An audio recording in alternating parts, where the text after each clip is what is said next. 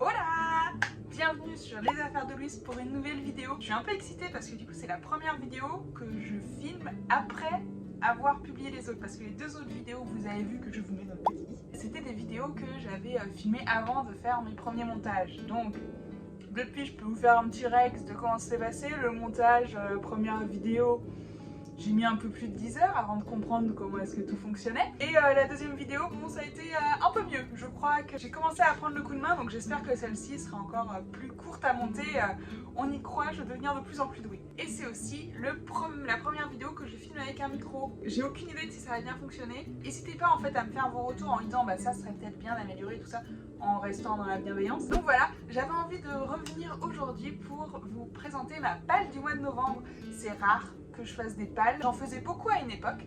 Maintenant, j'ai un petit peu arrêté, mais je sors de 2 mois de challenge où ça a été très intense, où c'était des catégories par semaine, donc je n'avais pas vraiment de palles. Je ne pouvais pas lire vraiment en fait ce que j'avais envie de lire sur le moment. Il fallait quand même que je m'adapte à la catégorie de la semaine. Et donc, pendant les 3 dernières semaines, là, j'ai envie de lire ce livre, j'ai envie de lire ce livre. Vas-y, je vais faire une palle du mois de novembre avec tous les livres que j'ai envie de lire. Comme ça, ça va me permettre de compenser ma frustration actuelle de ne pas pouvoir lire, entre guillemets, ce que j'ai envie de lire. Mais sinon, ça va, hein, je l'ai bien vécu ce challenge. Donc, je vous fais aujourd'hui une palle de novembre. Alors, ma palle, du coup, j'ai pas mal de livres que je voudrais absolument lire au mois de novembre. Je crois qu'il y en a 6 ou 8. Et j'en ai rajouté 2 en mode, bah, faudrait que je les lise aussi. J'ai pris la décision également de ne pas faire de book haul du mois d'octobre, car j'ai reçu que des SP. Et au final, bah, c'est les livres qu'on retrouve maintenant dans la palle, parce que j'essaye de lire mes SP en 1 mois à peu près. Donc sinon, ça va faire un peu doublon. Je vous propose qu'on commence, c'est parti. Alors, le premier livre, il s'agit de Babel. Ah, j'ai ma bouffe qui est prête. Le premier livre, il s'agit de Babel. C'est un livre que j'ai déjà commencé, qui me faisait excessivement envie. Donc je vous l'avais montré dans mon book haul du mois de septembre. Je l'ai dans une trop belle édition. Donc là, j'ai commencé à le lire.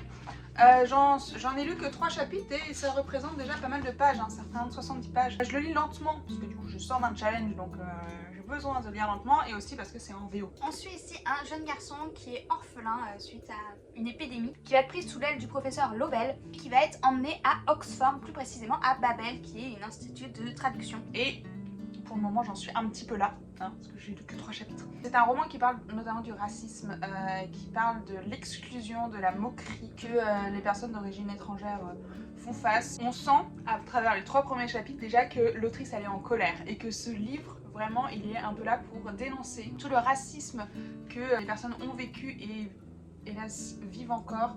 Il y a vraiment des réflexions où tu dois prendre de la distance, où tu te dis non mais vraiment, ils sont vraiment en train de le traiter ainsi en fait, pas humain. Vraiment c'est compliqué, et quand on sait en fait que c'est un roman qui est censé dénoncer ça, ça aide un petit peu. Et je pense notamment du coup que ça aborde tout l'aspect du coup de la... On a commencé déjà un peu à le voir, mais tout l'aspect de la traduction qui est fait par des blancs et qui peut être parfois des...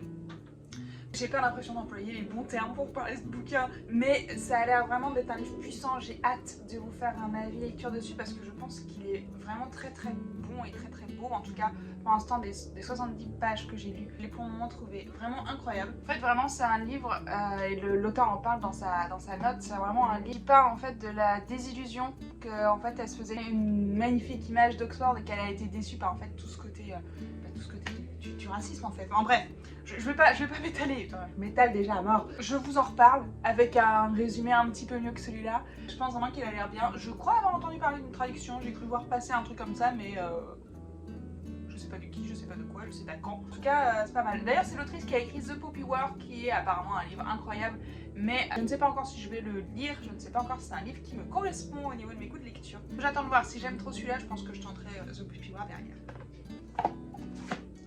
Un autre roman que j'ai prévu de lire ce mois-ci, c'est The House in the Cerulean Sea. Donc j'ai 1 an de retard sur tout le monde et je l'ai en VO. C'est un livre que vous connaissez certainement sous le nom La maison au milieu de la mer céruléenne. Donc c'est un roman qui est écrit par T.J. Klune, qui a été traduit chez Deux Saxus en français, et moi j'ai voulu le prendre en VO car apparemment c'est pas si compliqué, et j'aime beaucoup la couverture qui est moins saturée que sur le hardback VF.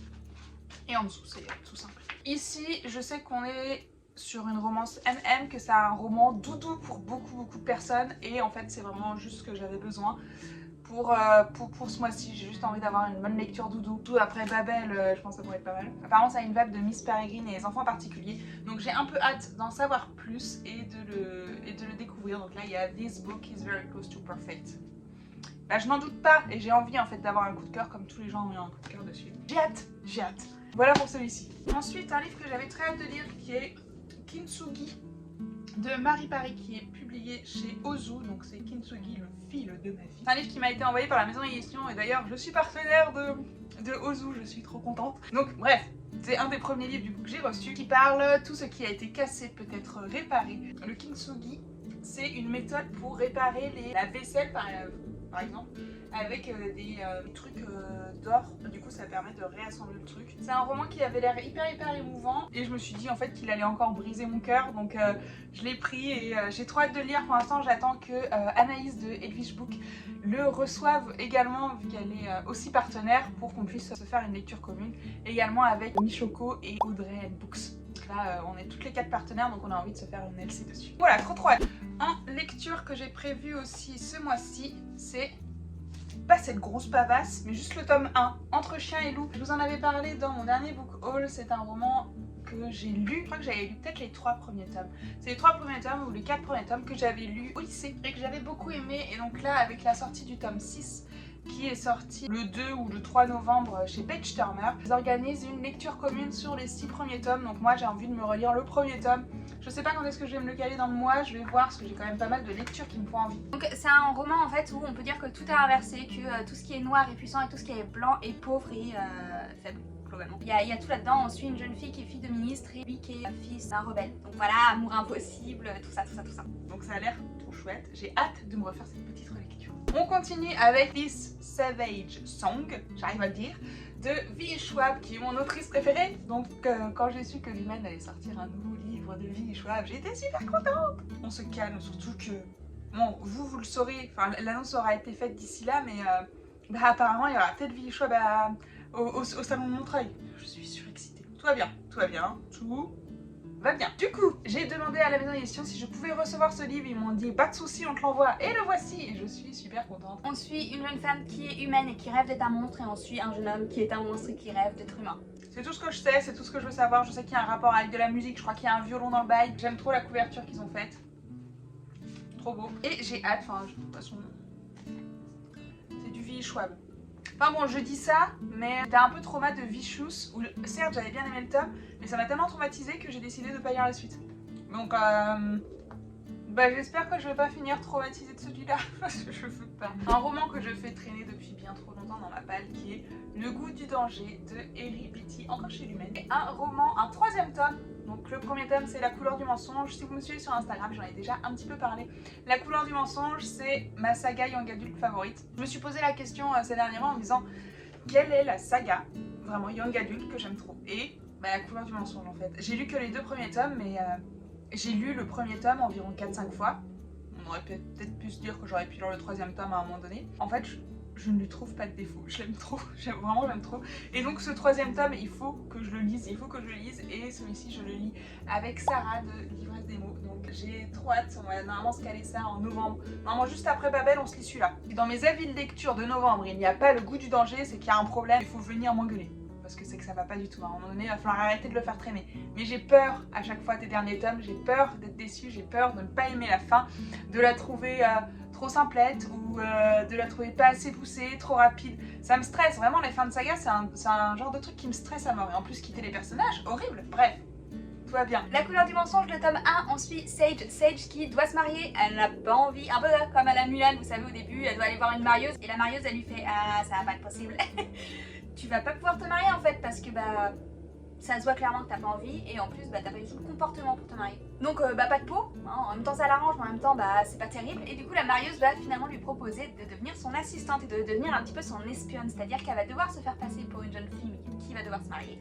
Mais en fait elle va juste espionner pour essayer de récupérer des informations sur tout ce qui traîne autour. C'est un roman avec beaucoup de complots, de trahisons. J'aime trop les plots comme ça, vraiment j'adore. J'ai vu la vidéo de Madame Errance où elle parlait des 10 livres qu'elle adore chez Lumen. Elle a parlé de La couleur du mensonge et elle a dit si vous avez aimé la saga The Curse, vous allez adorer La couleur du mensonge et inversement. La saga The Curse, tout le monde me dit Louise tu vas kiffer. Elle aussi, il faut que je la sorte à un moment donné de ma palle. Vraiment, c'est des lectures, vous allez être quasiment 5 étoiles, quasiment coup de cœur assuré, hein, si on peut dire ça comme ça. Donc faut vraiment, bref, il faut que je lise ce 3e tome. Un autre roman que j'ai demandé à la maison d'édition, il s'agit de Sorcier, le tome 2. Donc j'avais eu le tome 1 à Montreuil l'année dernière en avant-première et c'est un roman incroyablement beau. À l'intérieur, ils font des cartes de tarot qu'on peut détacher, donc il y en a à l'avant et à l'arrière. C'est un roman que j'avais beaucoup aimé, je l'avais lu en lecture commune avec Juliette et Fanny, donc Fleur de Sureau et liseuse compulsive sur Instagram. Et en fait on s'était fait une lecture où Juliette et moi nous lisions à voix haute le tome 1 à Fanny qui avait le bras dans le plâtre et qui ne pouvait pas tenir un livre. Donc on avait fait ça, on avait réparti ça sur un mois parce que ça prend du temps de lire à haute voix. Il faut trouver des créneaux pour lire 1 heure comme ça. Donc bref, c'était vraiment une expérience de lecture géniale et c'était un livre que j'avais trouvé incroyable où vraiment ça ne s'arrêtait pas, où ça partait pas forcément, pas dans tous les sens, c'est pas le terme, mais où en fait ça s'enchaînait, où tout était lié, où il y avait vraiment un univers qui semblait énorme à l'intérieur et on s'était fait la réflexion à la fin de la première partie du tome 1 en se disant non mais ça en fait ça aurait pu être un tome. Donc vraiment en fait le condensé de tout ce qui se passe c'est incroyable. Et donc le tome 2 il vient de sortir, je crois qu'il est sorti aujourd'hui le 3 novembre. Je tourne le 3 novembre donc normalement il est sorti le 3 novembre. J'ai trop hâte, en plus les auteurs ils sont trop sympas. On va parler un peu du résumé. Ici, on suit Ernest, Ernest qui travaille dans un cirque, qui a une petite fille un peu, on va dire, adoptée. En tout cas, il l'a recueillie, il s'appelle Dea. Et un jour, des enfants vont être kidnappés par des clowns et il va se lancer à leur poursuite avec d'autres personnes dont j'ai oublié le nom. Ah oui. Et ils vont se lancer à leur poursuite avec notamment Kétiné et son oncle à Kétiné. J'ai plus le prénom. Tant pis. Et c'est vraiment un monde où vraiment il y a la magie. C'est pas vraiment une ambiance cirque, mais vous savez, je trouve que ça ressemble un petit peu à Caraval. Voilà, c'est ce que je dirais. Je trouve que ça ressemble un petit peu à Caraval en mode il y a vraiment plein d'univers un peu partout. Sachant que j'ai lu que le premier tome de Caraval, hein, on va pas non plus faire style. Donc bref, donc celui-là, c'est le dernier tome que je vais absolument lire pendant le mois de novembre. En livre que j'ai ajouté à ma palle de novembre, mais je ne sais pas si j'aurai le temps de le lire, mais j'aimerais bien le faire parce que c'est des services presse. Il s'agit de Furia que j'ai reçu des éditions Slalom. Ils m'ont contacté pour voir si ça m'intéressait. Et c'est des livres un peu qui me sortent de ma zone de confort et donc du coup ça me fait envie. Et ici on suit Camila, qui est un peu une star montante du foot en Argentine, sauf que c'est pas commun, c'est pas accepté entre guillemets. Elle est plutôt, ce qu'on attend d'elle c'est plutôt qu'elle se marie et qu'elle file droit, et elle a le choix, soit elle se marie et elle file droit, soit elle vit son rêve et elle devient footballeuse professionnelle. Donc ça parle un peu de cette histoire, j'ai trop hâte. J'ai vu des super bons avis sur Goodreads, donc ça a l'air trop bien, j'ai hâte. Surtout que c'est un livre qui va se lire rapidement, donc en soi je pense que je vais pouvoir le caler au cours du mois. Un roman où je me dis, Louise, au bout d'un moment, apprends tes limites et arrête d'accepter des livres comme ça. Il s'agit de La Cage. La Cage de Emma Segues. J'ai pas dit les noms d'auteurs à chaque fois, vous m'excuserez, c'est du travail approximatif. C'est un thriller. Pourquoi est-ce que je dis il faut que j'apprenne à connaître mes limites? C'est que les thrillers, normalement ça ne passe pas. Donc c'est un roman où j'ai discuté avec la community manager de Ozu qui m'a dit franchement tente, ça peut être bien, ça peut être sympa, il y a vraiment des très bons retours et si jamais au pire t'aimes pas, bah tu le fais gagner en concours. Oui bon d'accord, allons-y, sait-on jamais, ça peut être sympa, vraiment j'en entends beaucoup de bien de ce thriller. Je me dis c'est un thriller young adulte, faut vraiment que j'essaye de donner une chance avant de dire vraiment Louise en arrête. Et j'ai besoin d'un truc à chaque fois qui me dise Louise, arrête. Donc là, c'est la dernière chance des thrillers non adultes. C'est-à-dire que si ça ne marche pas, si jamais j'ai peur, si jamais je suis pas bien, si jamais je lis mon livre en disant ah j'aime pas, parce que ça me traumatise un peu, comme ça a été pour d'autres bouquins, notamment Verity de Colin Hoover, bah j'arrêterai. Mais au bout d'un moment, il faut aussi tenter de sortir de sa zone de confort. Donc là, on suit une jeune fille qui se réveille dans une pièce où il y a 8 autres personnes et personne ne sait ce qu'ils font là. Donc voilà, donc bon, j'en ai vraiment des bons retours, je pense à Slivy au Toasty, donc voilà.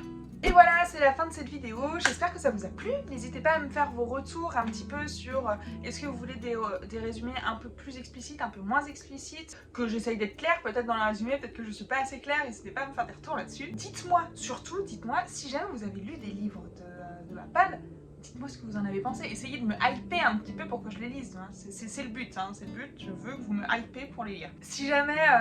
j'ai vu ça dans d'autres vidéos, mais si jamais vous faites partie de la team timide, bah, n'hésitez pas juste à commander un petit emoji, juste pour montrer que vous êtes là. Moi, ça me fait plaisir. Vraiment, je tenais vraiment à vous remercier pour l'accueil que vous avez fait. Sur Instagram, je vous vois poster avec ma tête un grand écran sur vos télés. Qui c'est qui regarde des vidéos YouTube sur une télé comme ça énorme? Ça m'angoisse à chaque fois et vous le faites tous. Bref, je suis vraiment trop contente de cette expérience. J'espère que ça vous plaît aussi. J'espère que je n'ai pas gênant de regarder mes vidéos. J'espère que tout est bien. J'espère que ça vous plaît et j'aime bien en fait ce nouveau projet. Du coup, je suis contente. Je vous laisse liker la vidéo, vous abonner, laisser un petit commentaire et puis me suivre pourquoi pas également sur Instagram.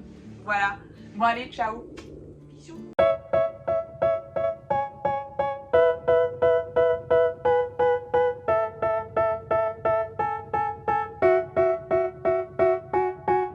They tell me that I'm never gonna make it. They want me to do something that could make sense. They hate when I keep dreaming I'll be famous, but I